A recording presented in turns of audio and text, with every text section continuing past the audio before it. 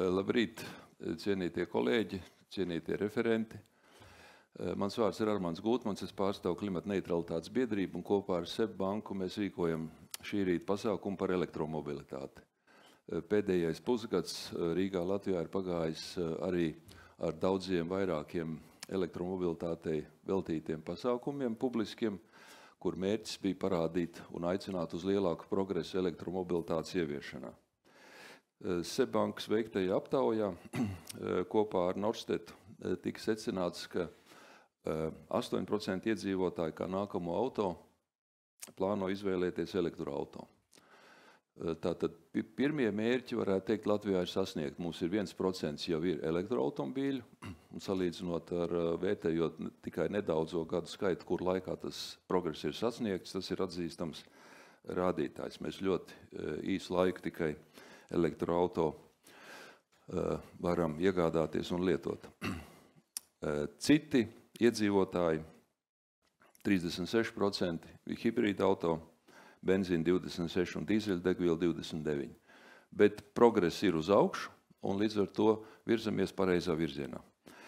Lai noskaidrot galvenos iemeslus, kā pātrināt progresu, kā veicināt un arī pārunāt to, kādi ir faktori un motivācijas, kāpēc cilvēkiem patīk vai nepatīk izvēlēties elektromobilitāti. Mums ir vairāki referenti, kuri arī prezentēs datus un apsvērumus ar saviem skaidrojumiem.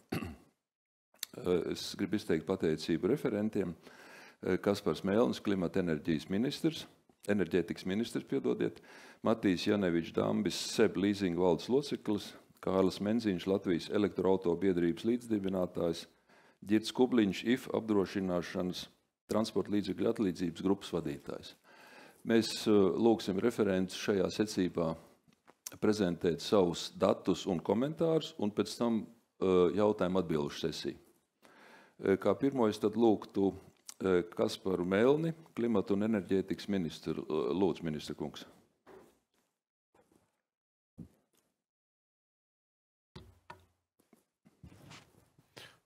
Labrīt!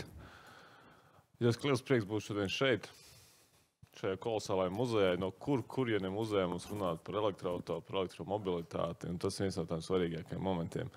Viens no tiem jautājumiem, kāpēc, ko mēs arī gribējam prezentēt, tas ir paveiktais darbs, un mēs ministrijā balstāmies uz to, ka par paveikto darbu runā nevis vārdi, bet darbi, un līdz ar to, kur mēs esam, kas tas paveiktais darbs. Arī kā mēs paši redzam, kas ir būtiskākais tas, ka tā tendence aug, popularitāte aug, cilvēku izpratne par elektromobilitāti, par elektroauto plusiem, kādi tie ieguvumi arī paliek, un kas ir laikam viens no tiem svarīgākajiem aspektiem, ir tas, kā mēs redzam, ka tie cipari aug. Un kas tā arī runājot, vislabāk strādā reklāma no mutes mutē, kad cilvēki runājas, kas ir ļoti svarīgākais, kas ir viens no tiem momentiem, ir ļoti reti, kurš elektroauto braucējs pārsēžās atpakaļ uz iekšdedzinēju. Ir dzirdēts atsauksmes arī no ģimenes locekļiem, kas arī brauc ar elektroauto, ka jā, varbūt elektroauto nav ideāls, bet kas ir interesants, viņi plāno mainīt uz citu elektroauto. Nevis atpakaļ uz iekšdedzinēju, jo tie plusi un iegumi cilvēkiem paliek arvien saprotamāki.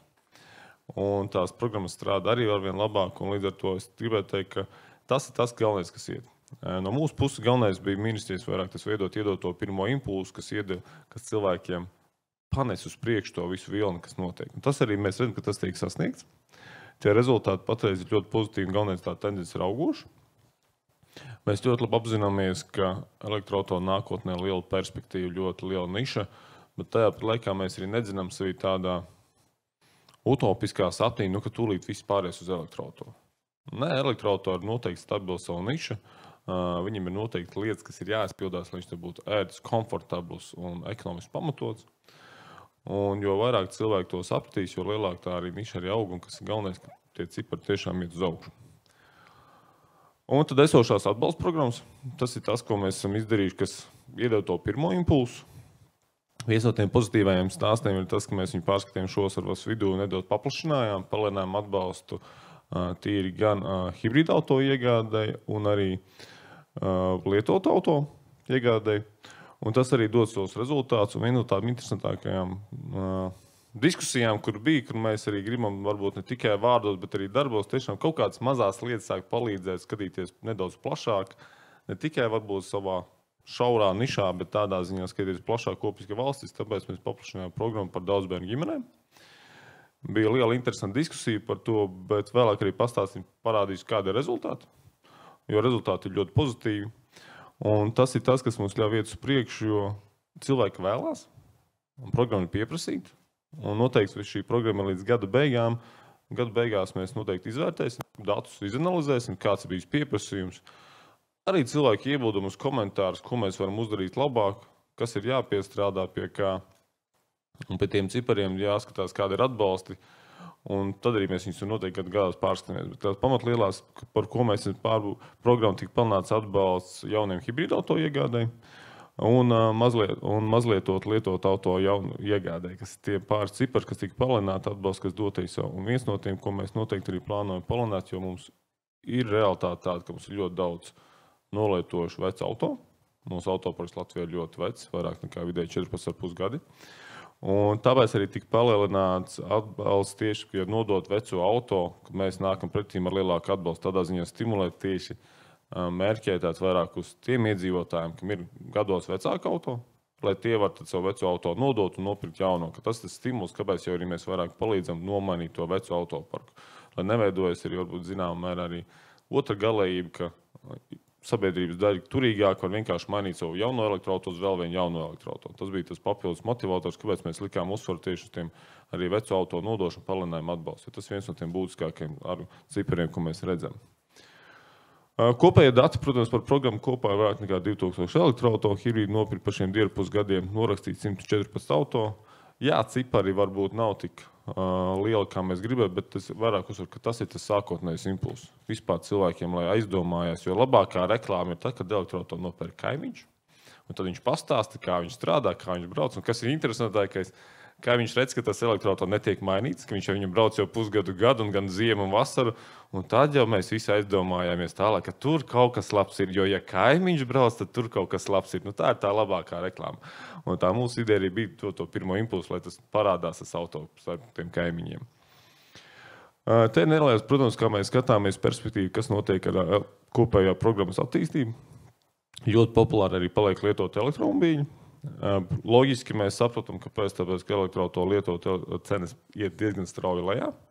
Līdz ar to viņš kļūst ar vien pieejamāks un ar vien lielāks sabiedrības daļa sāk skatīties un sāk vairāk arī izvērtēt.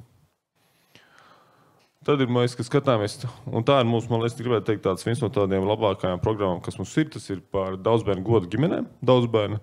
Un patreiz mēs redzam, ka katrs trešais pieteikums nāk tieši no godu ģimenēm, daudzbērnu ģimenēm, līdz ar to tā programma ir interesanta viņiem.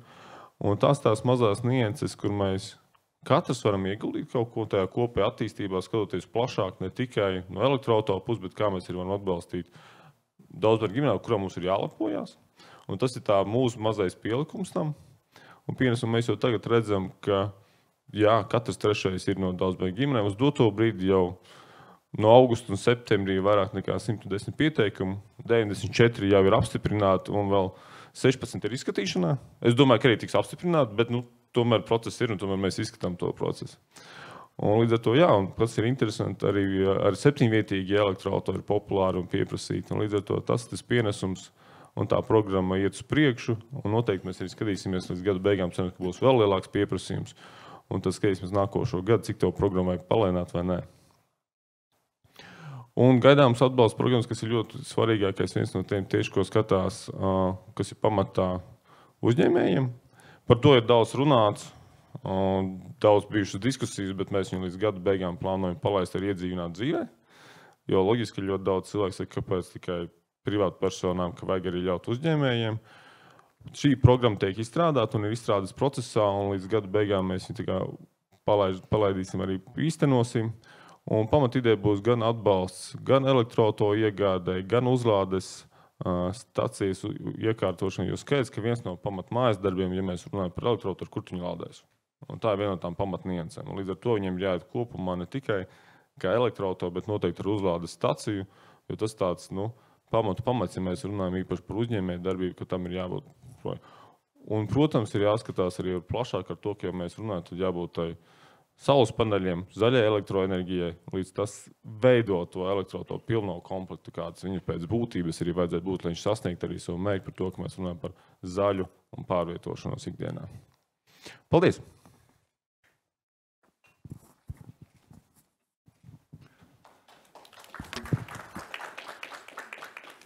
Paldies ministra kungam. Es varētu uzsvērt, kā vienu to niansīt, ka patiešām absolūti lielākā daļa no cilvēkiem, kuriem ir bijis elektroauto, 75 vairāk procenti, kā nākošo arī izvēlas elektroauto. Tātad progress ir iesācies un pirmās uzvaras ir. Otra prezentācija mums Matijs Janevičs Dambis, SEB leasing valdes loceklis. Matijs, lūdzu.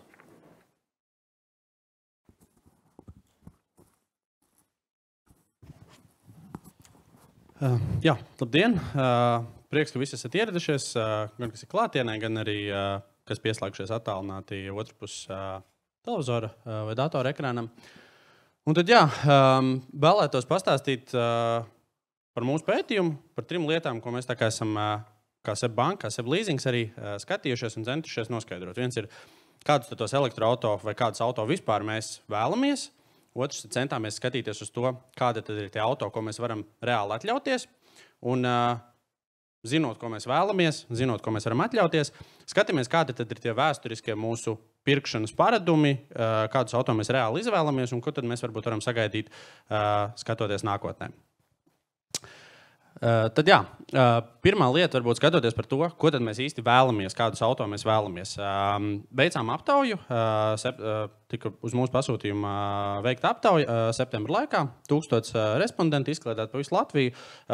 Tā kā sniedz diezgan labu priekšstatu par to, kāda ir tās cilvēku intereses un vēlmes ne tikai varbūt Rīgā, Pierīgā, bet visapkārt Latvijai.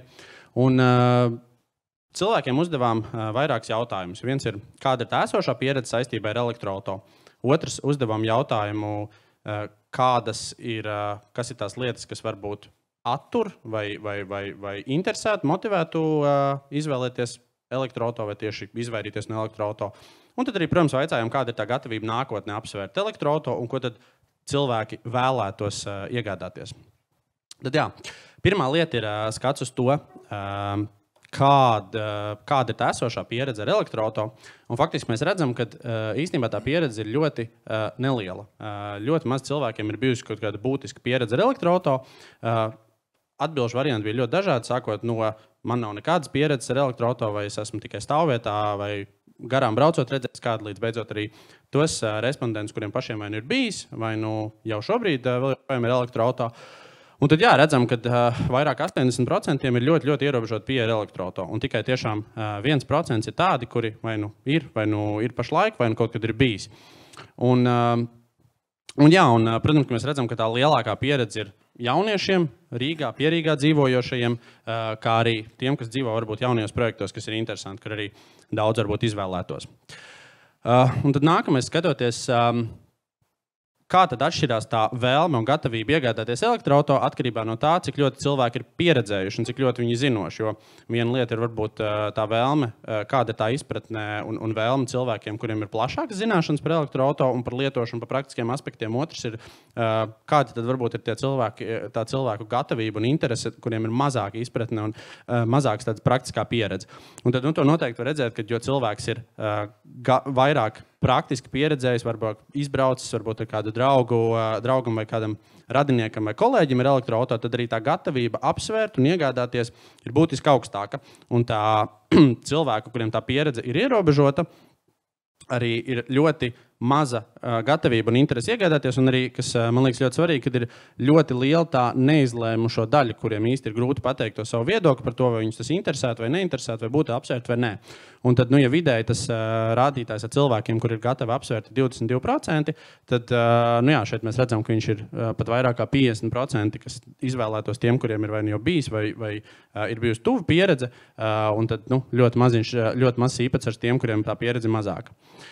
Nākamais tad jautājums ir, kas tad būtu tas, kas motivētu iegādāties elektroauto, kas ir tie galvenie aspekti. Un šeit primārais, ko mēs redzam, noskaidrojam pētījumā, ir tieši izmaksas. Tas ir vai nu zemākas uzturēšanas izmaksas, zemākas lietošanas, eksploatācijas izmaksas, Un, tas pats arī iet kontekstā kopā ar zemākas izmaksas par degvielu enerģiju, kas samazina tos izdevumus, kas ir nepieciešami, lai pārvietotos.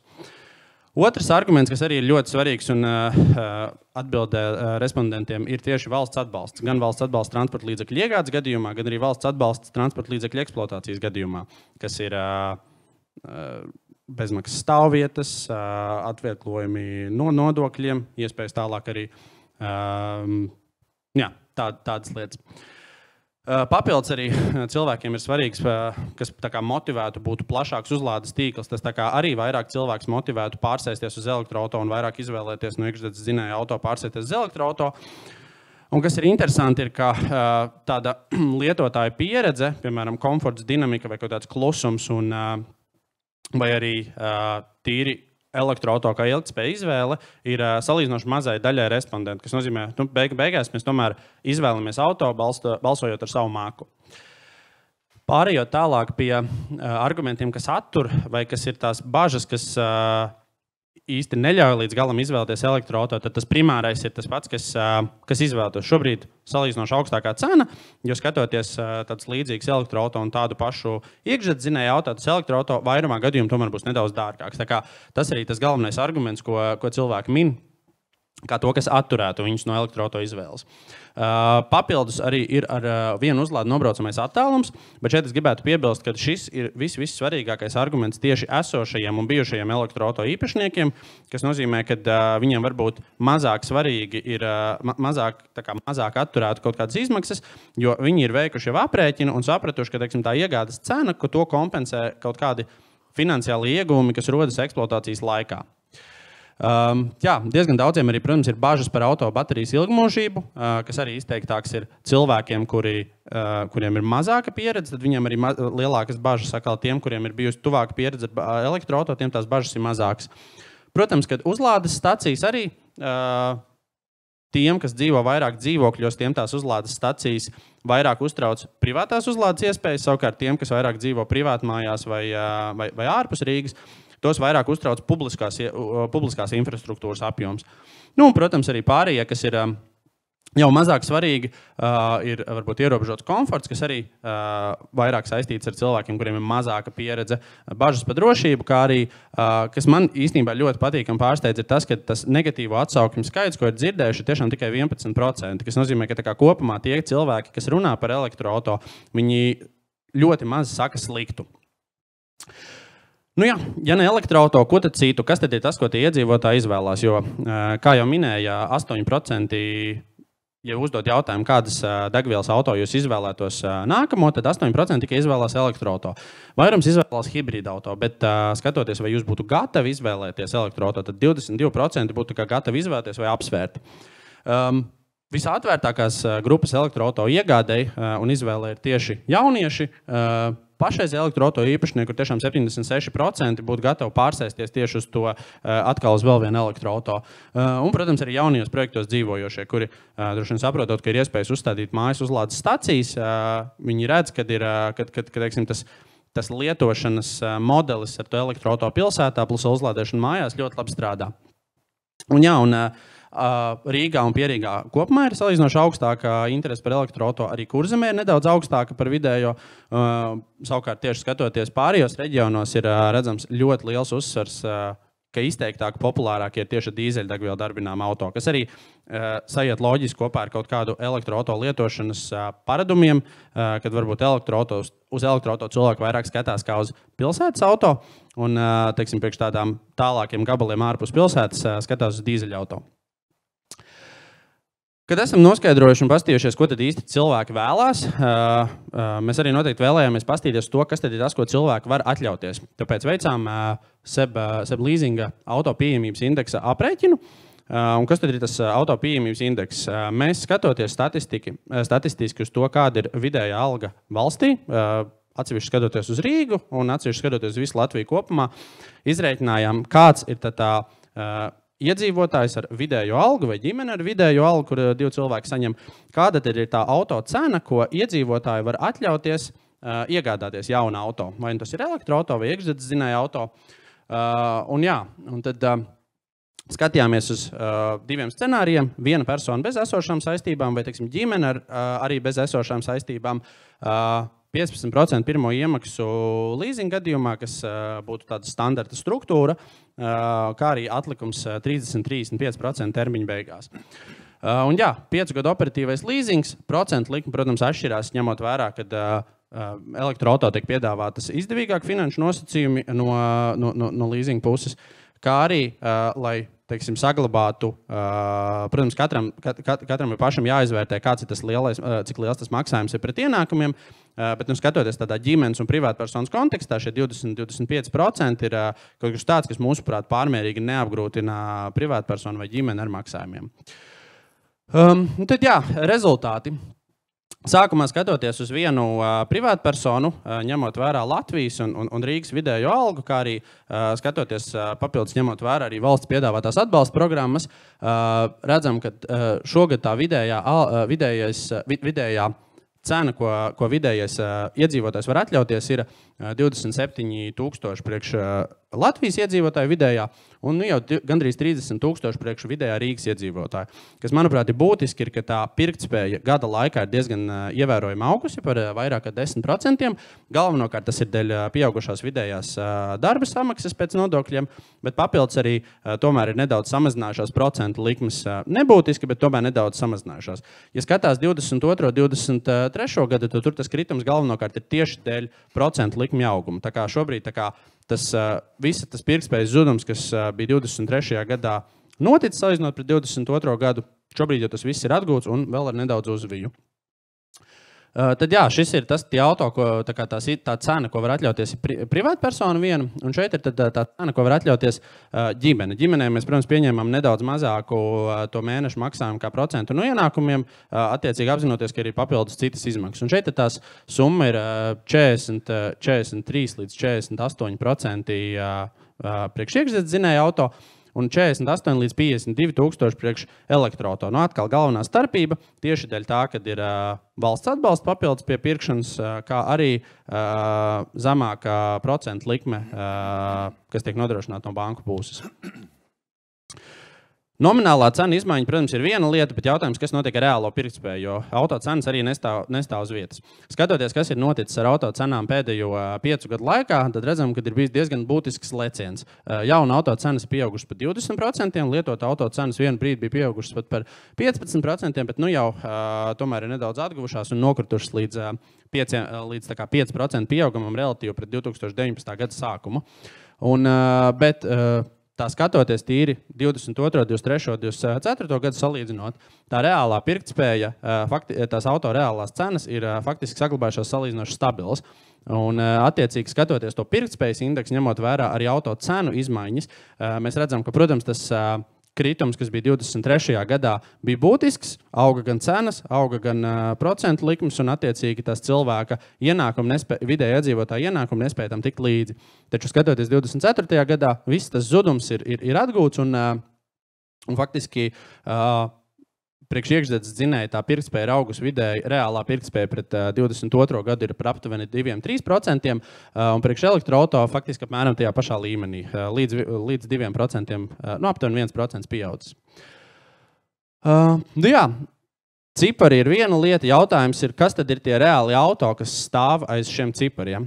Šeit mēs paņēmām, atlasījām Latvijā pēdējo 10 gadu laikā pārdotākos top 10 iekšzemes dzinēju auto un skatījāmies, kādi tad par šo summu sanāk vai nu vidējam vai vidējai privātpersonai vai, teiksim, ģimenei. Un šis, teiksim, šie ir modeļi, kas pa šo summu, kas būtu pieejami privātpersonai, ņemot līzingu jaunu, atkal bez kaut kādas, tad ir izvēlēti vienkārši auto, kas ir bijuši pēdējo 10 gadu laikā kopā vispārdotākie modeļi. Un šeit tad ir arī modeļi, kas ir pieejami skatoties pēc EKI atbalsta programmas statistikas, kas ir bijuši populārākie Latvijā, kas ir pieejami vienai privātpersonai. Tas pats skatoties ar ģimeni, populārākie iekšzemes dzinēja auto, kas jau tiešām ir tādi vidēja izmēra ģimenes auto, kur noteikti vieta gan pieaugušiem, gan arī bērniem, un arī elektroauto, kur īstenībā arī tādi ģimenei pieejami auto ar valsts atbalstu un arī pieejamu mēnešu maksājumu. Jā, redzam, ko cilvēki vēlās, redzam, ko tad cilvēki var atļauties, bet kas tad realitātē notiek tirgū. Ja skatāmies uz jaunu elektroauto īpatsvaru pirmreizējās reģistrācijās, tad redzam, ka tas līdz 20. gadam tas īpatsvars bija ļoti zems, taču no 20. gada ir sācis diezgan augt. Juridiskām personām tā līkne ir ļoti svārstīga, jo juridiskām personām redzam, ka tiešām ir daudz autoparka iepirkumi, kur vienā gadījumā tiek iepirkt vairāk auto, un tad tas svārstīgums ir ļoti redzams. Bet tā tendence saglabājas pozitīvi. Arī privātpersonām ir redzams, ka principā no 22. gada vidus ir diezgan strauji audzis, un, lai gan ir neliels kritums 24. gada sākumā, tad kopumā tā tendence saglabājas pozitīvi. Un lietotiem auto tas īpatsvars ir daudz zemāks, bet es domāju, ka skatoties to, cik nesen tāda plašs klāsts ar elektroauto modeļiem ir kļuvis pieejams, tad arī ir redzams, ka tā tendence ir salīdzinoši mazāk, un arī droši vien cilvēki vairāk ir motivēti izvēlēties jaunus elektroauto, jo tas klāsts lietotiem ir pieejams.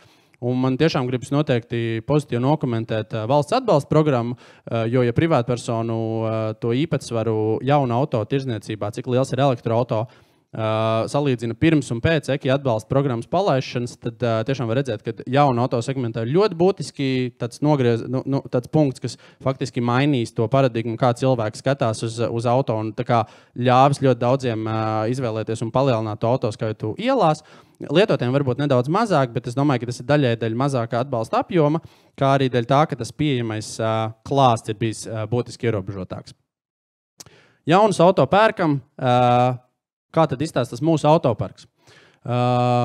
Diemžēl viņš saglabājas salīdzinoši zems. Ja skatāmies uz ielas, ja būtu 100 auto, tad principā tikai viens no tiem 100 auto ir elektroauto. Un faktiski tikai šī gada sākumā ir izdevies tikai beidzot to 1% pārsniegt. Tā kā tas ceļš, kas mums ejams uz priekšu, vēl ir diezgan liels. Protams, ir kaut kādas pionieru valsts kā Norvēģija, kur tas īpatsvars ir vairākas kārtas lielāks, bet arī tādā Eiropas līmenī skatoties, tas autoparks ir zaļāks un ar lielāku ilgtspējīgu transporta īpatsvaru. Arī mēs, kā SEB Leasings, ļoti cenšamies aktīvi finansēt tieši zaļu un ilgtspējīgu transportu. Tas arī redzams mūsu piešķirtajā finansējumā, kas 24. gadā pa 23% ir augstāks tieši bezemisiju transportam. Privātpersonām nedaudz kritums pret iepriekšējo gadu, bet tas ir skaidrojams tieši ar to, ka tas iepriekšējā gada lielā aktivitāte, kad ļoti daudz cilvēku izvēlējās tieši elektroauto iegādāties arī ar valsts atbalsta programmu. Šogad tas līmenis principā ir stabils, bet tieši juridiskas personas ļoti daudz izvēlās kaut kādos autoparku darījumos sev kā uzņēmumu auto elektroauto.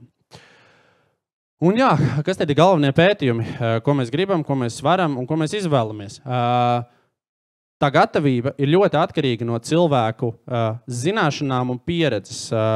Kā jau ministra kungs minēja, ir ļoti svarīgi redzēt, kad ir kāds kaimiņš, kurš ir izbraucis vai kurš lieto ikdienā, aprunāties.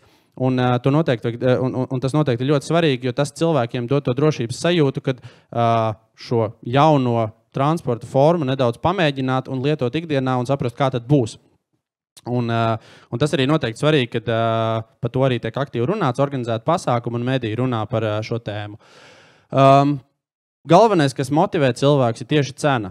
Vai nu tā ir augsta cena, kas attur, vai arī tie ir lietošanas ieguvumi, valsts atbalsta, kas cilvēkiem dod to atspērienu pamēģināt ko jaunu un pārsēsties uz elektroauto. Auto skaits, ko reģistrējam, un īpatsvars jaunu auto reģistrējas turpina pieaugt, bet ceļš vēl ejams ir diezgan tāls, jo skatāmies tikai viens no 100 auto uz ielas ir bez emisiju.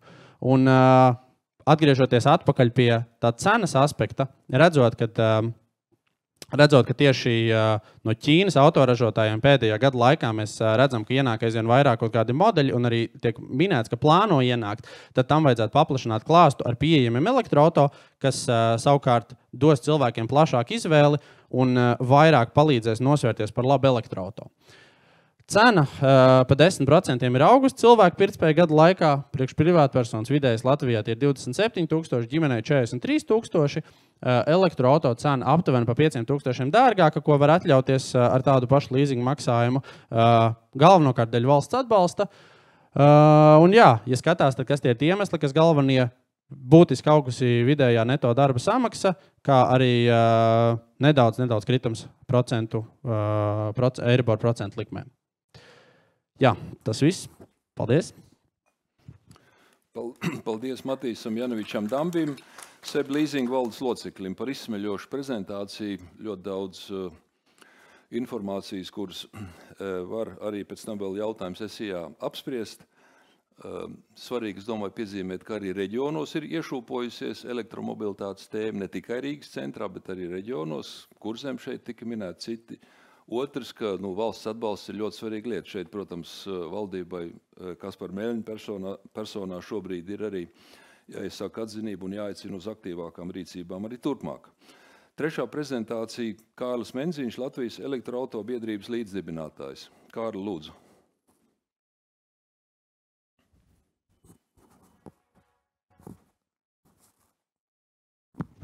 Pilnīgi ar pavadošo toni. Labrīt arī no manas puses. Pārstāvu Latvijas elektroauto biedrību, jeb LEAB.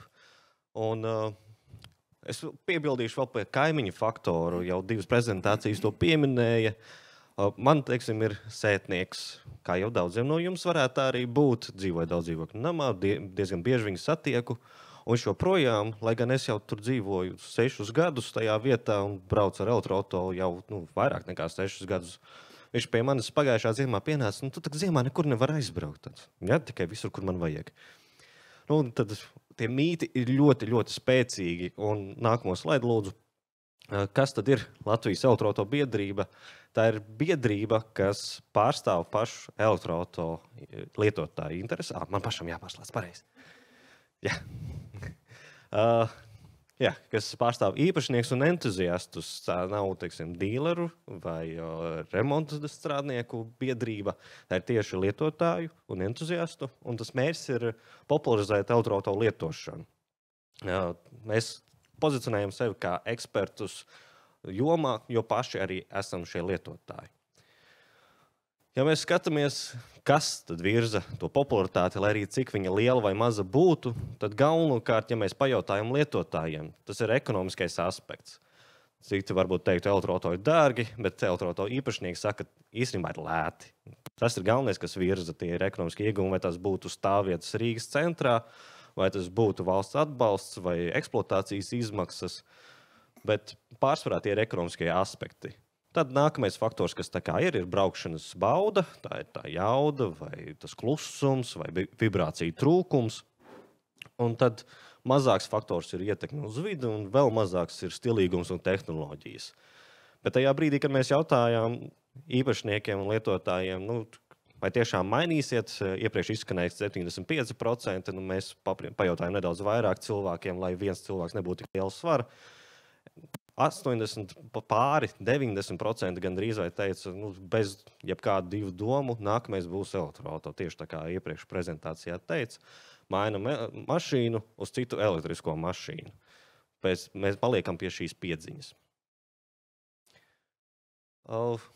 Jauni vai lietoti, jau iepriekš bija šī statistika, bet šeit es vairāk gribēju izcelt to efektu, kas bija tieši no valsts atbalsta puses, kad var redzēt, ka 22. gadā tāds reāls pīķis ir jaunajām mašīnām. Bet tas ir arī korelācija ar iepriekš esošo piegādes ķēžu trūkumu, kad 20. un 21. gadā reāli nevarēja piegādāt jaunas mašīnas, un tad 22. gadā pavērās lūžas vaļā, mēs esam sakārtojuši ražošanas līnijas, mēs sākam piegādāt, un tas sakrita ar to periodu, kurā bija arī pieejams finansējums. Un tad ļoti smuki izskatījās, un tad, protams, nākamais gads, vēl 23. gadā ievilkās šis process, un tagad uz 24. gadu izskatās, ka tā pabālāk. Bet atkal, ja mēs skatāmies uz lietotajiem, lietotie iet ļoti uz augšu salīdzinoši. Tas ir arī faktors tas, ka ir pieejamība, ir modeļu klāsts pieejams, arī cena ir labāka. Jo, ja mēs iepriekš vēl runājām, ka pat ja tu pēc lietot auto, tas tik un tā ir ļoti dārgi, ja tobrīd piedāvājums bija lielāks nekā pieprasījums, ievērojam tā atšķirība bija, tāpēc arī cena kotējās ļoti augstu. Un tāpēc, ka bija agrāk tā piegādes ķēžu problēma, tad tajā brīdī tie, kas pirka, tie pirka par ļoti dārgu naudu. Un tad tagad viņi grib pārdot to mašīnu, bet tirgus ir stabilizējies. Viņi to brīdi nopirka dārgi, tagad arī grib pārdot dārgi, bet tirgus vairs negrib reaģēt uz dārgu lietotu mašīnu. Un tad viņi tagad nedaudz sūkstās, ka, hei, ja es atdodu bankai, es tur zaudēju 70% no mašīnas vērtības, bet ja es pārdodu tirgu, es zaudēju 80% no mašīnas vērtības. Jo mašīnai, kurai šobrīd jaunai vērtība ir aptuveni 35,000, viņš ir nopirks pa 50,000 iepriekš. Tāpēc ir tāds, varbūt tās minstināšanās vai ziņu virsraksti, ka neviens negrib vairs pirkt elektroauto, bet tīri neskatās, kāpēc nepērk to lietoto elektroauto. Jā. Piedāvājums ir parādījies, trends ir eksponenciāls un subsīdijas noteikti spēlē nozīmīgu lomu, bet ir āķīts, un to es piebildīšu vēlāk. Bet kas ir tieši šķēršļi? Ja mēs skatāmies tiem cilvēkiem, kuriem vēl nav elektroauto bijis, pirmais šķērslis ir cena, iegādes cena. Elektroauto ir dārgāks, tur pa 5 eiro, 50 eiro, 5,000, 15,000. Tas ir pilnīgi vienalga, elektroauto ir bišķiņ dārgāks. Okay. Nākamais aspekts ir baterijas mūžs. Man telefons knapi izvalk 2 gadus, un pēc tam viņš jau vairs nav lietojams. Tā kā mašīnai tas pats būs. Uzlādes infrastruktūra. Es neesmu redzējis nevienu hotdogu stendu, kurš reklamētu arī uzpildes uzlādes. Jo visi Circle K, Neste un tādi reklamē savus hotdogus un pie viena arī tur degvielu. Bet neesmu redzējis nevienu hotdogu, kurš reklamētu elektrību. Tātad uzlādes infrastruktūra nav. Un tad, ja vēl tālāk mēs uzdodam pārējos jautājumus, tad pēkšņi pieskarās arī pie vides aspekta. Elektroauto taču nav tik ērti, tas ir dabai draudzīgi, tad uzražo to bateriju un pēc tam viņi izmet mežā un tā. Bet ja mēs skatāmies starp tiem, kuriem ir bijis elektroauto, ne viņiem interesē tā iegādes cena, ne baterijas mūžs, jo viņi zina, ka tas ir lētāk galu galā un baterijas kalpo daudz. Viņi saka, ka uzlādes infrastruktūra ir tas galvenais aspekts, kas trūkst, vai tā ir privātā vai publiskā, bet uzlādes ir tas, kas varētu citiem, nevis sev, bet citiem traucēt. Ja mēs pārējām to kopīgo uz to uzlādes infrastruktūru, kas bija abiem, gan tiem, kas nav, gan tiem, kas ir, tad pa labi mēs redzam Latvijas karti, kāda ir noklāta, oranžie punkti ir ātrā, uzlāde zaļā ir lēnā, tās ir publiski pieejamās. Un te mēs pastamies kreisajā pusē, kā pa gadiem ir attīstījusies uzlādes infrastruktūra. Vietu skaits no 22. uz 23. gadu pieaug pa 21%, arī tāpatās uz 24. gadu, bet pieslēgu vietu skaits, jeb sprauņu skaits vienā vietā, ir attīstījies dinamiskāk, pa 34% un 39% respektīvi. Ja mēs skatāmies vēl pirms 2 gadiem, tad uz vienu uzlādes vietu bija 1,8 spraudņi. Gandrīz 2 varēja vienlaicīgi lādēties. Ja mēs skatāmies jau 24. gada augustā, tad mēs jau runājam teju 2,5. Tā izaugsme ir diezgan ievērojama. Tas nozīmē, lai gan vietu skaits paliek lielāks, jā, bet tās vietas, kas ir jaunas, viņas ir ievērojami lielākas un iekārojamākas. Ja agrāk bija tā, ka es braucu uz uzlādes vietu, es ceru, ka tur nav viens piespraudies jau. Bet tagad ir tāds ar jaunajām vietām, es braucu, es zinu, ka tur būs vieta, jo tur būs vai 4, vai 6, vai 10 tās uzlādes vietas, man būs garantēta uzlāde. Baterijas mūžs, kas bija nākamais aspekts, ko pieminēja tiem, kuriem nav tas elektroauto, tad mēs redzam labajā pusē ir piemērs, šeit ir dati no vienīga autoražotāja, kurš dalās ar reālajiem datiem. Tesla, kā pa kilometriem baterija tā saucami degradējas. Ja mēs skatāmies tur pie 250,000 kilometru nobraukumu, kas ir vidējais arī auto paredzētais mūžs, baterija ir 90 ar kaut ko procentu vēl palikuši no oriģinālās kapacitātes. 250,000, ja tu gadā nobrauc 15,000, tas ir 15 gadi aptuveni. Un tev būs teju svaiga baterija. Ko tas nozīmē, ka baterija pārdzīvos mašīnas mūžu, un ja mēs ielikt nākamajā mašīnā, tad pārdzīvot arī tās mūžu. Bet, jā, vēl viens cits aspekts, kas, manuprāt, daudz labāk strādā uz cilvēku psiholoģiju, ir tas, ka garantija pašai baterijai tipiski ir ievērojami lielāka nekā pašai mašīnai. Ja mašīnai mēs skatāmies uz 5 gadu garantiju, tad akumulatoram tipiski ir 8 gadi. Tātad tu ātrāk izmetīs to mašīnu ārā nekā baterija no tāda aspekta skatoties. Jā. Un baterijas kalpo daudz ilgāk nekā sākotnēji bija prognozēts. Teiksim, Nissan, kad izlaida Nissan Leaf tālajā 2009. gadā, Viņi pateica, nu, tad, kad nāks tās baterijas atpakaļ, mēs palaidīsim bateriju biznesu, pārdosim mājsaimniecībām tādu tā kā savu akumulātoru, kur glabāt enerģiju, nopirkt lētu enerģiju un tad pārdot dārgi vai kā citādāk. Viņi joprojām nav palaiduši šo biznesu, jo tās baterijas nenāk atpakaļ. Vai arī viņas, ja nāktu atpakaļ, viņas tiek pārķertas pa vidam, jo tās baterijas tomēr ir dārgs materiāls un tur daudz uzpircēju pa vidam. Jā, tad iegādes cena, nu, te nav ko noliegt, vai tas ir 5% vai 5 eiro dārgāk, bet ir dārgāks elektroauto izvēle. Tad ir arī jāskatās jauns vai lietots, bet iegādes cena, jebkurā gadījumā būs bišķiņa augstāka, bet vērtības kritums un izņēmumu gadi, te ir jāatcerās tas, ko es teicu par piegādes ķēdes problēmām, ka tie ir reāli izņēmumu gadi, mēs šobrīd būtībā nākamgad mēs par to vairs nerunāsim. Bet vērtības kritums ir jāņem vērā, jo dārgāku mašīnu tu nopērst, jo ātrāk viņai tā vērtība krītas, un tā 1000 eiro. Ja tu nopērst jaunu mašīnu pa 15,000 eiro, un tad tu viņu pārdod pēc 5 gadu pa 7,000 eiro, nu, tu nejūti to 8,000 eiro starpību tik liela, kā ja tu nopērst pa 50,000 un pēc tam pārdod viņu pa 10,000. Nu, tāda ir tā starpība. Un šīs 3 mašīnas es izcēlu tīri tam dēļ, ka viņas visas no nākamā gada ir pieejamas Latvijā, un viņām visām ir sākotnējā cena 25,000 eiro. Ja Seps pirmīt teica, ka vidējais Latvijas var atļauties 34,000 mašīnu, vidējā ģimene 50,000 mašīnu, tad vidējā ģimene varēs 2 atļauties šitādas. Šīs visas spēja vairāk kā 300 km ar vienu uzlādi pēc papīriem, tā kā vidējais Latvijas, kurš nobrauc mazāk kā 50 km dienā, var mierīgi nedēļu ar šādu braukāties. Valsts atbalsts, protams, tur ir no svara. Ir uzlabojumi, kurus vēlētos redzēt tajā aspektā, bet tas ir nākamajā slaidā. Un tad, zinot to, ka no nākamā gada šādas 3 mašīnas, un ne tikai, ir pieejamas, varbūt ir vērts nogaidīt. Jā un nē.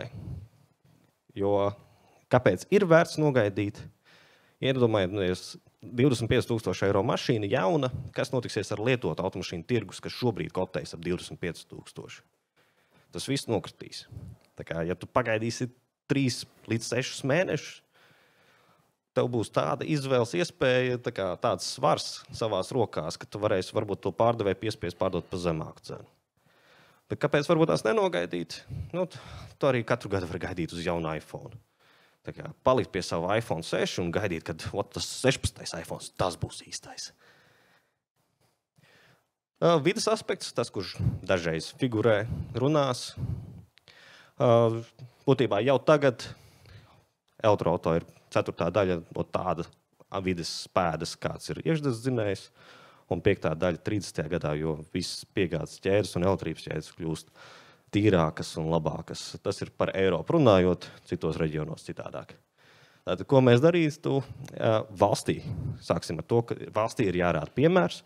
Skaidrs mērķis valsts un pašvaldību autoparkiem jau tagad ir noteikts 20% apmērā, bet kurā brīdī mēs pasakām 100% no autoparka būs elektriskie. To vajadzētu arī jau ielikt iekšā. Ir zināms, ka Rīgas bezemisiju zona būs, par to publiski vēl nerunā, bet ir zināms, ka būs. Atbalsts uzņēmumiem mēs arī zinām, ka būs, joprojām gaidām detaļas. Bet cilvēcīgs atbalsts lietoto elektroauto iegādai. Tas ir ļoti svarīgs aspekts, jo šobrīd dzīt elektroauto pašam un saņemt valsts atbalstu nav iespējams. Ir obligāti jāizdzen caur kādu no tirgotājiem oficiālajiem, un ne visi to vēlas darīt, jo būtībā atbalsts pazūd šajā tirgotājā. Tā ir tā skarbā realitāte. Plus vēl ir nosacījums, ka, lai saņemtu atbalstu, ir noteiktai summai jābūt šim elektroauto. Ko man darīt, ja elektroauto summa ir mazāka nekā norādītā, tā, kur es esmu izvēlējies? Un nākamais aspekts ir norakstīšanas schēmas plašāka ieviešana. Tam vispār vajadzētu būt atsevišķam portfelim. Tam nevajadzētu būt sasaistītam ar jaunas automašīnas vai jaunas lietotas automašīnas iegādi, bet vispār mums vajadzētu norakstīšanas schēmu kā tādu. Tas ir tas, ko mēs kā biedrība saredzam, ka, ja mēs gribam tiešām iztīrīt autoparku no vecām mašīnām, jo ir zināms, ka dažiem laukos vienkārši stāv 5 mašīnas, brauc ar to, kura to brīdi iet, bet statistikā viņas rāda kā 5 mašīnas, kas ir joprojām aktuāls. Ja mēs viņas norakstam, 3 kaut vai no tām norakstam, tad šis cilvēks potenciāli var salabot tās 2 vai nomainīt tās 2 pret vienu normālu un vēlēt tālāk, būtībā neizmainot savu ikdienu. Jā, tas arī viss. Ja ir kādi jautājumi, mēs esam šeit. Paldies Kārlim Menziņam, Latvijas elektroauto biedrības līdzdibinātājam. It īpaši arī paldies par cilvēciskajiem faktoriem, proti par mītiem, kuri skaidrs, ka pastāv sabiedrībā un ar kuriem vajag rēķināties. Un arī par to, ka parādīja progresu un dinamiku. Dinamika ir ļoti liela pēdējo gadu laikā. Bet pie dinamikas, protams, ir arī riski. Un par riskiem, kurš gan labāk runās, ja ne Ģirds Kubliņš, IF apdrošināšana transporta līdzekļu atlīdzības grupas vadītājs. Ģirt, lūdzu. Jā, labrīt, klātesošie. Es arī par to kaimiņu faktoru. 2 gadus atpakaļ uzliku saules baterijas. Sākumā cilvēkus man skatījās tā mazliet jocīgi, kāpēc to daru, vai nav par ātru, kāpēc es steidzos. Un patiesībā tie mani stāsti kaimiņiem, draugiem, paziņām, kāds ir ieguvums, parādot schēmas un ieejot sadales tīkla mājaslapām, parādot, cik kilovats ražo, kā tas viss patiesībā strādā. Un tieši tas pats ir arī uz elektroauto, ko kolēģi minēja, ka jo vairāk cilvēki viens otram stāsta, vairāk iepazīstina, jo tas kļūst populārāks. Un man liekas, ka viss arī patiesībā tas elektrobaterijas elektroauto ir ļoti cieši saistīts kopā. Es izstāstīšu, kā elektronozara izskatās mūsu, kā apdrošinātāju, konkrēti IF apdrošināšanas skatījumā un kādas ir nianses.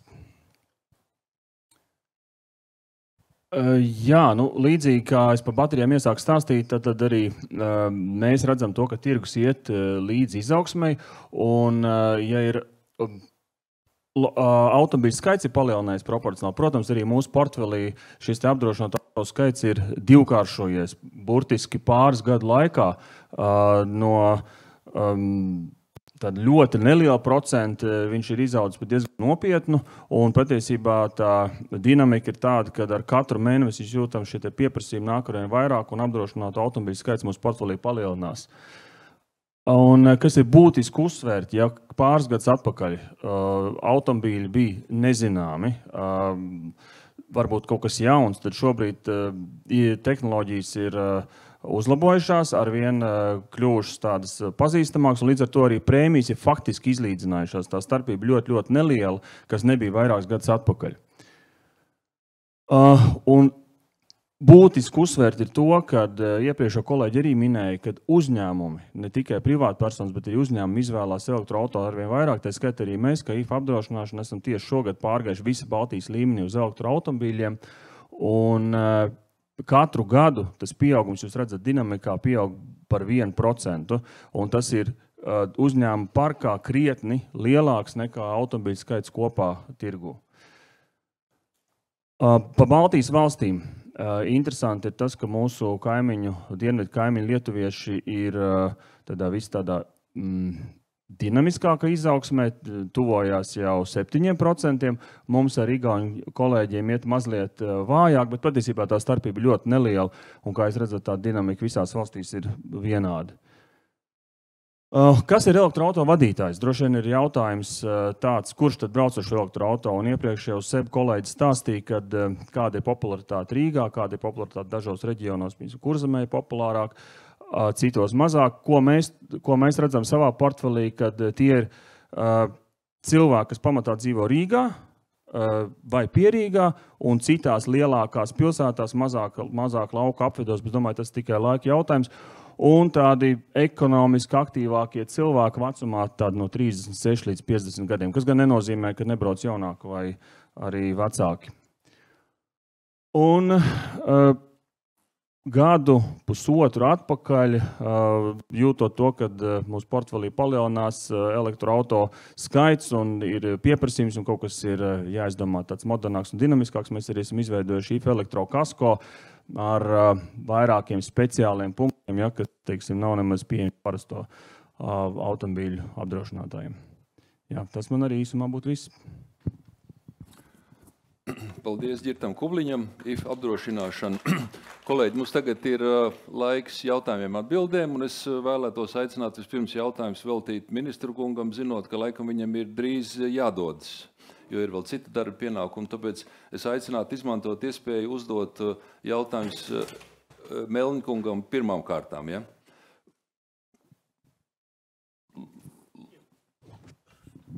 Lūdzu.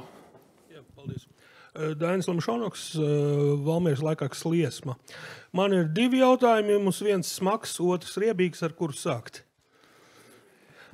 Vai tas ir, jūsuprāt, prātīgi, ka pa Latvijas nodokļu maksātāju naudu tiks uzturēts Ķīnas komunistiskais režīms?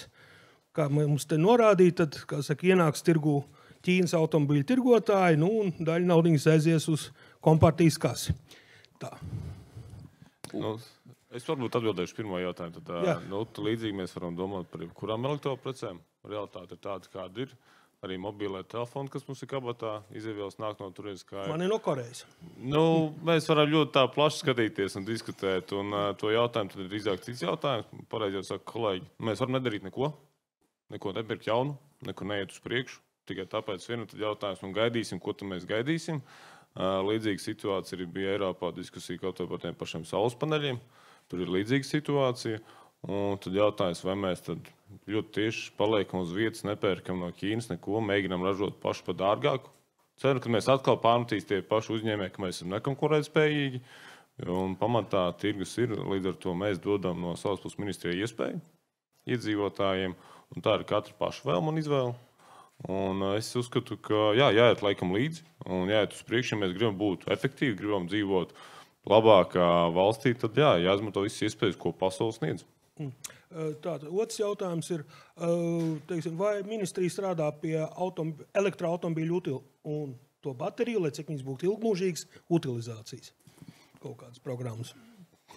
Te ir labs piemērs tas, ka īstenībā tā realitāte ir tāda, ka patreiz jau nav ko īsti utilizēt.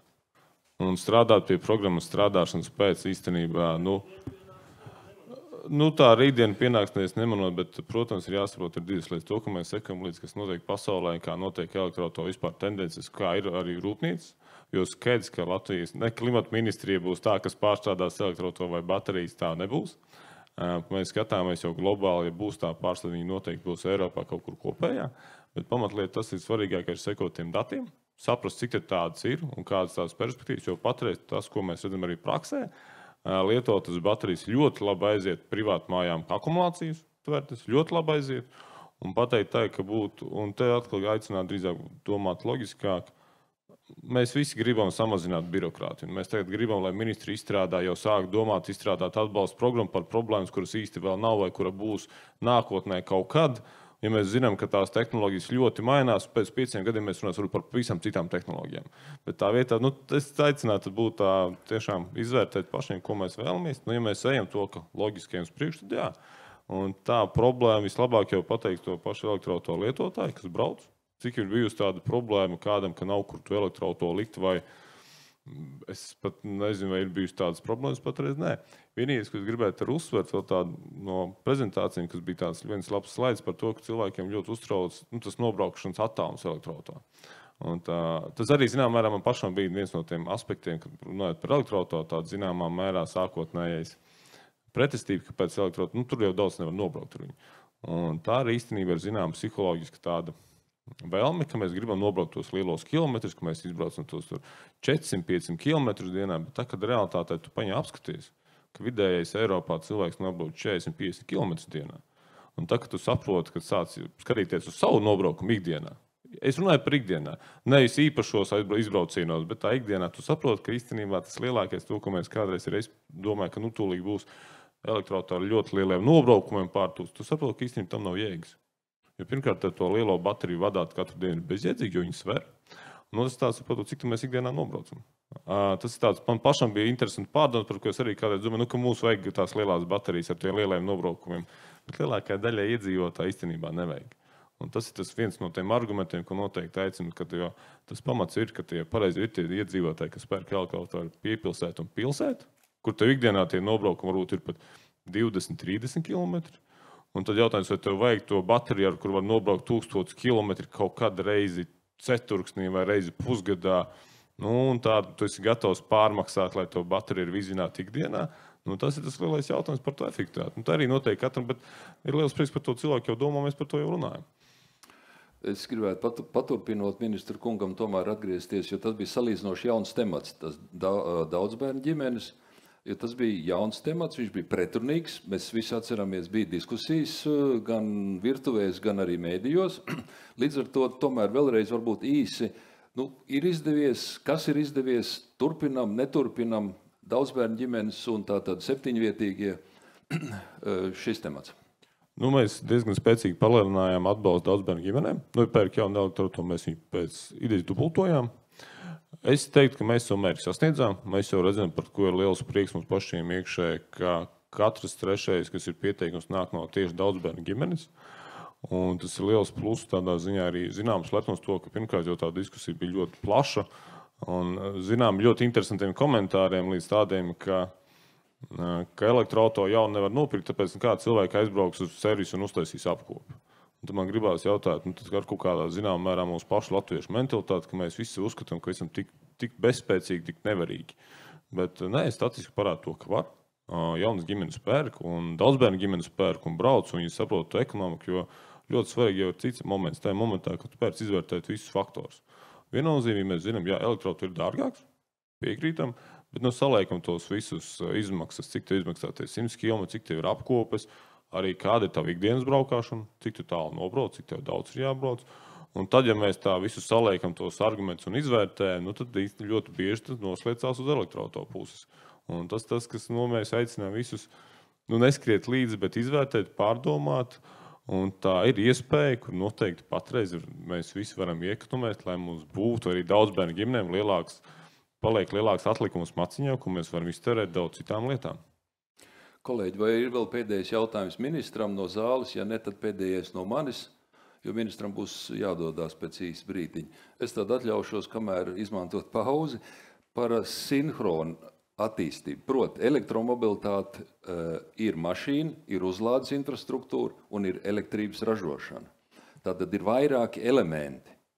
Vai jūs izpratnē valsts, ieskaitot arī jūs vadīto ministriju, virzas pietiekami sistēmiski, lai visus šos elementus attīstītu, un subsīdijas vēl, ja? Tātad ir rinda elementi, vai viss notiek pietiekami sinhroni, vai kaut kā mainīt?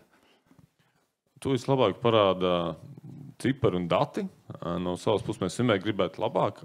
Noteikti tāpēc mēs regulāri, kad programmietas beigām mēs viņu analizējam, saprast, kādi ir plusi, kādi ir mīnusi, kā vajag papildināt. Patreiz tā statistika ir diezgan pozitīva. Mēs redzam augošu datus par to, ka tas ir pieprasījums.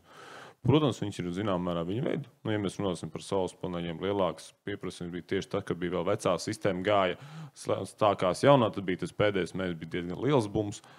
Un tagad tā atkal pieprasījums kāp, jo mēs arī gribētu teikt, skatāmies laikam līdzi, sekojam līdzi, tāpēc mēs arī paplašinām programmu, ja gadu atpakaļ mums bija tikai saules paneļi, tad tagad mums ir saules paneļi ar baterijām kopā, ejam uz priekšu, skatāmies, teiksim tā, izveidot tādu vienu kopējo programmu, kur būtu gan viss kopā salikts, tas laikam būtu nedaudz, varbūt ne tik sarežģīti mums kā no ministrijas salikt, bet tīri vai tas ir nepieciešams, jo ir dažādas programmas atsevišķi, jo pirmkārt vēl tāda lieta, ka saules paneļus cilvēku uzstāda ātrāk, pēc tam tev vajag uzstādīt baterijas, vai tu gribi pārliecināties, vai tas strādā. Un tad mēs ejam soli pa solim. Es teiktu, ka jā, patreiz ir pietiekams, bet noteikti var labāk. Un noteikti ir jāizvērtē, nedrīkst sēdēt uz lauriem, ka mēs uztaisījām programmu, mēs aizmirstam. Mēs viņu vairāk nepilnveidojam, viņu tādu mums viņi ir. Un viss, nē, tas jāsaka, mūsu ministrijā tāds moto nav. Mēs ejam uz priekšu, izvērtējam, skatāmies un saprotam, ka vajag vienmēr arī kaut ko uzlabot, jo tās idejas tiešām ir labas. Paldies. Ministra kungam ir jādodās, jā, mēs bijām brīdināti, ir nākošie pienākumi, tā kā izteiksim pateicību Kasparam Melnim par ierašanos un par atbildēm un arī par prezentāciju. Paldies jums. Lielas paldies. Jauka diena. Kolēģi, jautājums lūk citiem ekspertiem. Jā, tagad ir tas brīdis, kad var uzdot jautājumus. Menziņkungs, vai jums ir kādas idejas, kā varētu tā teikt, iepārdot elektroauto lauku iedzīvotājiem, tātad ārpus pilsētām, konservatīviem, aizspriedumainiem cilvēkiem? Esmu sastapies ar ļoti dažādiem šiem saucamajiem lauku cilvēkiem un tādai vidējai temperatūrai. Es pat neņemos spriest, kāda tā ir starp šiem cilvēkiem. Man, teiksim, pašam radinieks teica, tad, kad būs elektroauto par 2000, kurš spēs mierīgi 100 km nobraukt arī ziemā, es viņu paņemšu. Šobrīd es vienkārši nevaru pavilkt to. Ok, skaidrs, tas ir laika jautājums. Tur vienkārši nav citu variantu. Jāgaida, kad lietotie nokritīs līdz tādai cenai. Kas Norvēģijā jau ir realitāte, jo tur ir vairāk kā 4. daļa, tuvojas 3/3, kas ir elektroauto no visa autoparka. Attiecīgi tur arī tas lietoto auto tirgus ir ļoti nobriedzis. Latvijā šobrīd, cik es skatījos pēdējo reizi, lētākais ir 3,5 tūkstoši. Tāpēc tas ir laika jautājums. Bet ir atkal otra daļa, kuriem ir koža raža, visi ir čiki briki, kuriem vajag pazīmēties. Viņš paņems pikapu ne jau tam dēļ, ka viņš brauks pēc kartupeļiem ar šo pikapu, bet tam dēļ, ka viņš būs krūtākais pagastā vecis. Un tad viņam ir pilnīgi vienalga, kāda ir tā cena. Tiem cilvēkiem tikai status ir svarīgs, bet atkal tiem, kur ir tādi ļoti konservatīvi, viņiem pārsvarā laukos ir sava garāža, tad attiecīgi uzlādes jautājums viņiem pazūd kā tāds, bet jautājums ir par to iegādes cenu. Un tajā brīdī, kad cena nostājas, tad arī prāts nomainīsies. Paldies.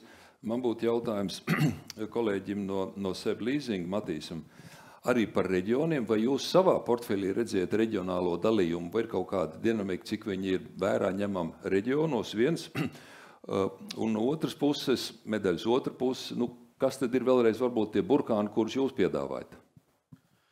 Jā, paldies par jautājumu. Par to reģioniem, jā, ja skatās tīri EKI programmas ietvaros, tad tur arī īstenībā redzams, ka jā, Rīga un Pierīga dominē, bet tāpat 30% no kopējā saņemta atbalsta ir ārpus Rīgas, Pierīgas vietām. Tur būs, protams, gan kaut kādas pilsētas lielākas ārpus Rīgas, bet tur noteikti arī būs izsādi reģionos. Par portfeli runājot, mums tas īpatsvars ir aptuveni līdzīgs, kad arī divas trešdaļas ir Rīga, Pierīga, un aptuveni 1/3 ir pārējie reģioni. Bet tur būs ļoti dažādi. Tur būs gan, piemēram, cilvēks, kas dzīvo Cēsīs vai Daugavpilī, vai arī, teiksim, kāds zemnieks, saimniecības īpašnieks, kurš ir izvēlējies pietiekuši dārgu elektroauto, jo tas ir priekš viņa transports, ar ko viņš vēlas pārvietoties apkārt. Runājot par atbalsta mehānismiem, mēs noteikti, kā SEB grupa un SEB Leasings, noteikti cenšamies veicināt cilvēku ilgtspējīgas izvēles. Tādējādi mēs arī piedāvājam izdevīgākas finansēšanas nosacījumus. Tas ir zemāka procentu likme tieši elektroauto iegādēji. Un cenšamies arī ik pa laikam organizēt kaut kādus pasākumus, lai izglītotu cilvēkus un arī kopā mudinātu cilvēkus izvēlēties elektroauto. Tā kā cenšoties parūpēties, lai tā finansiālā motivācija, kas ir tas vienīgais, ko mēs reāli varam ietekmēt, tā finansiālā motivācija nosvērtos vairāk cilvēkiem ilgtspējīgi transporta līdzekļa virzienā. Paldies. Kolēģi, jautājumi?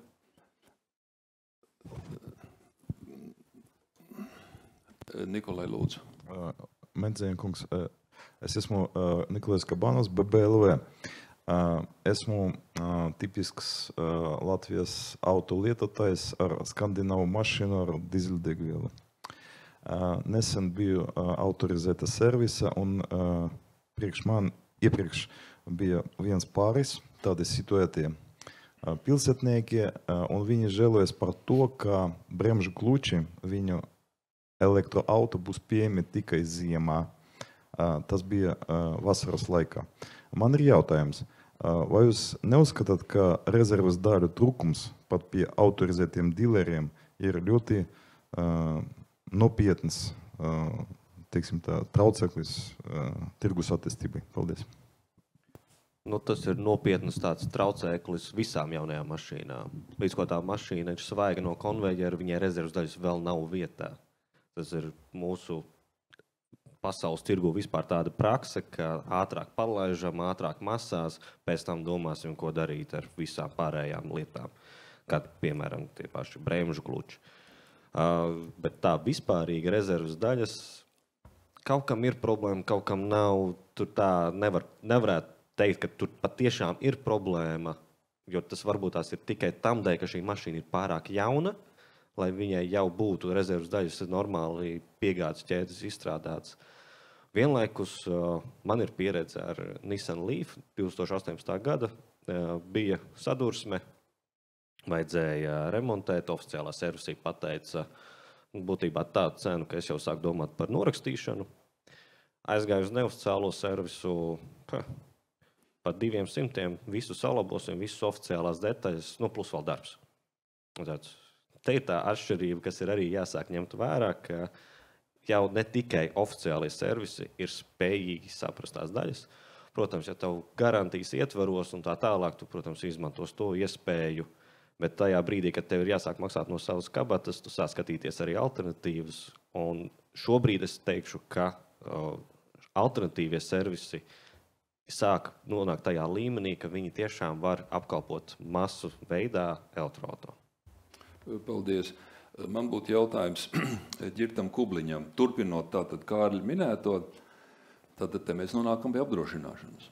Respektīvi, jautājums par to, elektroautomobils ir salīdzinoši jauns produkts. Līdz ar to apdrošināšanas risinājumi jaunam produktam arī ir salīdzinoši jauni. Tie nav mūža veci jau 100-gadīgi, protams, tie ir arī jauni. Vai klienti konsultējas, vai jūs kaut kā mēģiniet ieteikt, izglītot arī patērētāju, lai viņš saprastu, kā veidot savu apdrošināšanas politiku un polises attiecībā uz elektroauto? Protams, jā. Mēs to arī mudinātu turpmāk darīt un griezties šādos jautājumos pie mums, nevis varbūt konsultēties ar kādiem cilvēkiem, kas nestrādā apdrošināšanas sfērā. Bet gribu piebilst, ka tas, kas ir izstrādāts šobrīd, ir šis specializētās IF elektrokasko, tas nenozīmē, ka tāds viņš paliek. Ir vairāk citi risinājumi, kas ir tikai laika jautājums. Kā viens, piemēram, ja elektroauto šobrīd klientam ir elektroauto servisā, virs būs remontā, tad patiesībā aizvietot citu elektroauto tas ir iespējams, bet nav plaši pieejams. Bet es domāju, tikai laika jautājums, kad elektroauto lietotājs varēs jau kā standartu savā kasko sagumā saņemt arī kā aizvietošanas auto citu elektroauto uz visu remontu laiku. Labi, paldies. Un, lai mēs šo no kungam vēl viens jautājums.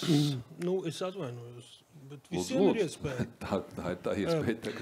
Jā, man gribētos Benzīna kungam uzdot jautājumu, vai viņš neoficiālajā autoservisā samaksāja skaidrā naudā, bet es to neuzdošu. Tur viss legāli bankas pārskatījums uzņēmuma nauda tik un tā. Jā, redz, 2 vienā. Bet, jā. Ministra prezentācijā tur bija tādi brīnišķīgi skaitļi. 23. gadā tika auto un 24. gada 1. ceturksnī 2 reizes vairāk. Vai jums ir versija, no kurien šis milzīgais lēciens? Es domāju, ka runa ir par kopskaitu. Un te, tajā prezentācijā, kurā es strādīju, bija sadalījums starp jaunajiem un lietotajiem. Un tieši lietotie tagad sāk ienākt Latvijā. Un attiecīgi mūsu eksponenciāla līkne, ja iepriekšējo gadu, pusotru gadu, no 22. gada vidus būtībā eksponenciāla līkne auga uz jaunajām mašīnām, tad tagad viņi pārgāja uz lietotajām mašīnām. Tā dinamika pārvērtās par labu Latvijas situācijai.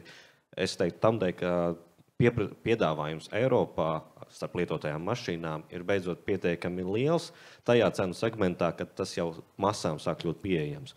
Teiksim, pirms, cik sanāk, precīzi gada laikam, jā, Kristaps no Kursauša Velsē nopirka elektroauto, un jau to brīdi es viņam teicu, tu būtu 3-4 mēnešus pagaidījis par to pašu cenu, būtu dabūjis labāku elektroauto.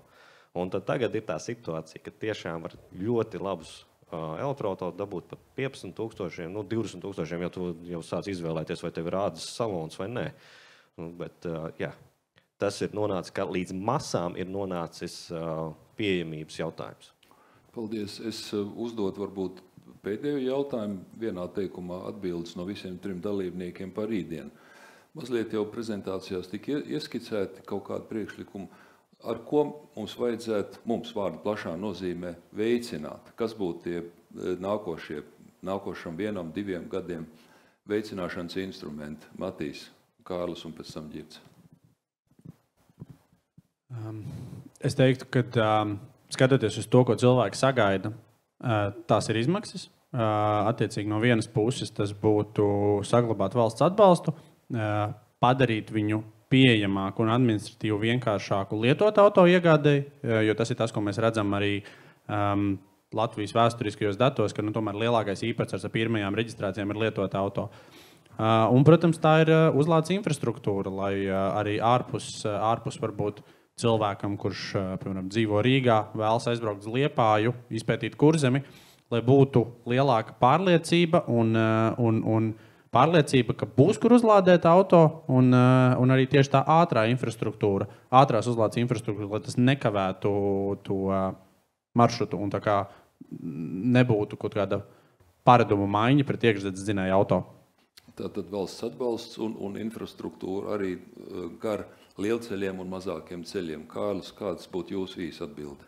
Jā, tā pavisam īsi skaidrība no valsts puses. Teiksim, piemērs. Tagad oficiāli atbalsts privātpersonām beidzas ar šī gada decembri. Vēl nav bijis neviens publisks paziņojums. Šodien es pirmo reizi īstenībā dzirdēju, ka patiešām plāno pagarināt to. Bet vispārīgi nav skaidrība, kas notiks 1. janvārī, vai tiešām vēl būs šīs finansējums pieejams. Un tas pats uzņēmumiem, es jau teicu, ka gaidām. Šodien dzirdējām, ka būs. Kas būs? Tur bija kaut kāda cipari, bet kādi nosacījumi. Nav skaidrība par nākotni, tā teikt. Paldies. Skaidrība arī no valsts puses. Tātad kādas atbalsta programmas tiks turpinātas. Paldies. Ģirt, lūdzu, jūs. Un neatkārtojot kolēģi iepriekš teikto, droši vien, kad finansētāji un apdrošinātāji speciāli izstrādājumi, kas jau šobrīd ir, produkti, zemāks procentu likums, specializēta kasko, bet tur jau vēl ir attīstības iespējas arī nākotnē. Matīs, jā. Lūdzu. Jā, jau piebildu kolēģis tieši par to valsts atbalstu juridiskām personām. Man liekas, ka arī tieši tas ir ļoti svarīgi, ņemot vērā, ka uzņēmuma autoparki tomēr ir tie, kuriem ir ļoti daudz autoparki, kuri autoparkus maina ātri un kur arī daudz brauc un attiecīgi tieši ieviešot vienkārši administrējamu un vienkārši pieejamu atbalstu juridiskām personām, kā tas šobrīd tiešām ir ar privātpersonu atbalstu, kurš ir viegli administrējams jauniem auto, viegli cilvēkam saprotams un pieejams. Un tieši ieviešot tādu pašu, nenoteikti tieši tādu pašu, bet salīdzināmi vienkārši atbalstu juridiskām personām, kas ir pieejams plašam nozaru klāstam. Tieši tas arī ļoti, man liekas, to uzņēmumu segmentu varētu aktīvāk iekustināt. Jā, kolēģi, mēs varam secināt pēc ļoti daudziem arī skaitļiem un diagrammām, ka elektromobilitātes sektors ir iešūpots, ir iešūpojies. Progress, it īpaši dažu pēdējo gadu laikā, ir ļoti liels un augsts. Subsīdijas ir pieejams, visticamākais būs arī rīt parīt. Infrastruktūra pilnveidojas. Un cilvēki, kas lieto, arī grib turpināt lietot elektromobilitāti. Man atliek izteikt pateicību gan klātesošiem šeit klātienē, gan arī pie ekrāniem un arī referentiem, Kasparam Melnim, klimata un enerģētikas ministram, Matīsam Janevičam Dambim, SEB leasing valdes loceklim, Kārlim Menziņam, Latvijas elektroauto biedrības līdzdibinātājam, Ģirtam Kubliņam, IF apdrošināšana, transporta līdzekļu atlīdzības grupas vadītājiem. Cienīti referenti, paldies jums! Paldies auditorijai. Šodienas pasākums ir slēgts. Mēs varam vēl parunāt pēc pasākuma. Paldies jums!